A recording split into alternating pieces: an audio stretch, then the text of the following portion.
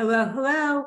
We are talking about 7 clues that your accounting firm's hourly rate is too low, because so often I'm speaking with firm owners, and that is exactly what inspired this conversation earlier today, is that I was talking with a client who didn't even realize in the beginning that there were other price strategies, because the firm that she was previously working for always charged an hourly rate as well. So it wasn't until she started doing some research and listening to some other things that she found out that there were other ways to be able to price her firm services. And yes, value pricing is a hot topic, but so often firms continue to stick with what's tried and true, whether it's the billable hour or a fixed fee. This is Loren Fogelman with Business Success Solution. And I simply want to say, since an hourly rate or fixed fee emphasizes time, this is something that positions your firm's services as a commodity.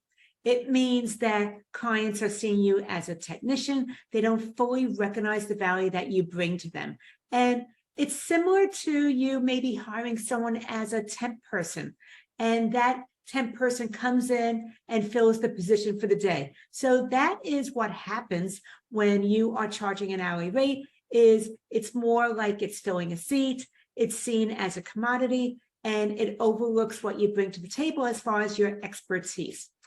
However, going from an hourly or a fixed fee over to value pricing does not happen overnight. It is a process. As you're moving in that direction, many questions start to arise because you're looking at how you price your services from a totally different point of view than how you're looking at your current pricing model, which is usually based on time, cost, and maybe a little bit of profit margin. So if you're interested in being able to increase your revenues without having to work any additional hours, then value pricing is absolutely the best option for you to be moving towards. And the other thing is that when you are focusing on connecting your fees of time, it is then emphasizing what's important to you as a firm owner, which once again is the time it takes to do something, the cost of operating a business, and hopefully having some profit margin. But I want to share right now the 7 clues that your hourly rate is too low. The very first one is that an hourly rate emphasizes time and cost. Well, time and cost matters to you because it's your business as opposed to your clients. Your clients don't really care how much time something takes. In fact, if you can do it faster, that's even better, has more value. Number 2 is that when you charge an hourly rate, it actually overlooks your client's needs because it's focusing on the tasks and the workflow or the functions, not on the solutions that happen as a result of doing that. So it is usually a lot of after the fact work. It is compliance driven. And because of that, it doesn't really help your client resolve their needs or move forward in a specific direction. The other thing is that when you charge for your time, you eventually have what I call an upper limit challenge. That upper limit challenge means that you have maxed out on time, which means that you max out on earning potential. And this firm owner that I was talking with earlier today charges $250 an hour. And even that particular accountant was still leaving money on the table because of the way that they were pricing their services and that they were getting paid in arrears, they were writing some things off, or they had to negotiate down for certain reasons. Okay, we're on number 4. When you're charging for time, you're actually rewarded for being slow. This is where I feel that charging for time is unfair to you and your clients because your clients want you to do work as quickly as possible. You're not incentivized to do things quickly because when you do it faster, then you are invoicing for less money. Therefore, an hourly rate actually reinforces inefficiency. That is something to think about. And it also overlooks your expertise because as you gain expertise, then you're going to be more effective in the work that you're doing and most likely come to a particular conclusion faster than when you first started out.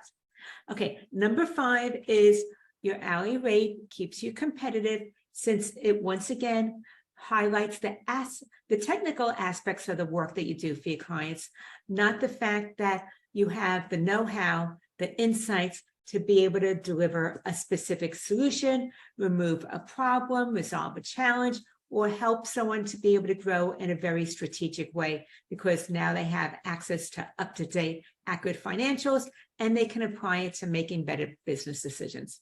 Okay, we're on number 6, where it dismisses your knowledge and your expertise.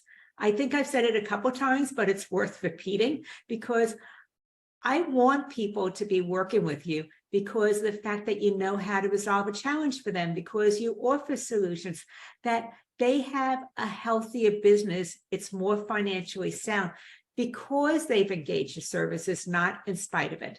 So we need to lead with your expertise, and your expertise has nothing to do with how long it takes to be able to do something. Number 7, this is the last one, is you end up chasing money since you get paid after the work is completed. You're tracking your time, you're sending out an invoice, and then you're waiting to get paid. Well, I'm just going to let you know that tracking time, sending invoices, waiting to get paid is not a very effective way of operating your business. It affects your cash flow, and that when you are looking to get paid after the work is already completed, there's a downside to that as well. It actually is something that lowers your value.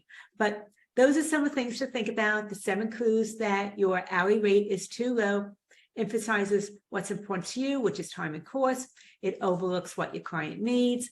Eventually, you hit a income ceiling. So that's what I call the upper limit challenge, maxed out on time. So you max out on revenues. You're rewarded for being slow. It keeps you competitive. It focuses on the technical parts, not your knowledge and expertise. You end up chasing money.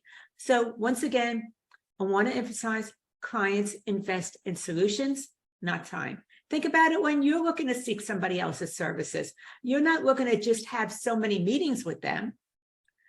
You are engaging that particular business because you're hoping that they can help you achieve something, resolve something, or take something off your plate. And the other thing is that you have to first connect with your own value before you can expect someone else to recognize the value that you offer and bring to the table.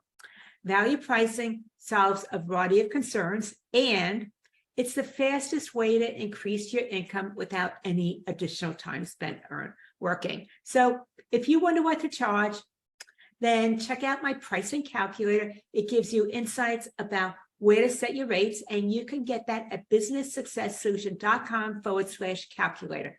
Once again, you wonder what to charge, grab the calculator at businesssuccesssolution.com/calculator, and let's start to have you set fees that reflect the value of the work that you do instead of how much time it takes you to do the work. Loren Fogelman, showing accounting professionals how to double their income, working half the time.